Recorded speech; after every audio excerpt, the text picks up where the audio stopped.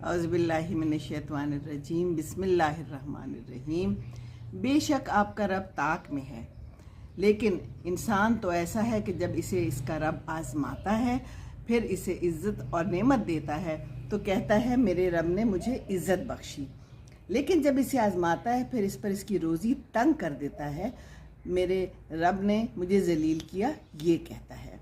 हरगिज़ नहीं, बल्कि तुम यतीम की इज़्ज़त नहीं करते और ना मिस्कीन को खाना खिलाने की तरगीब देते हो, और मैयत का तरका सब समेट कर खा जाते हो, और माल से बहुत ज़्यादा मोहब्बत करते हो।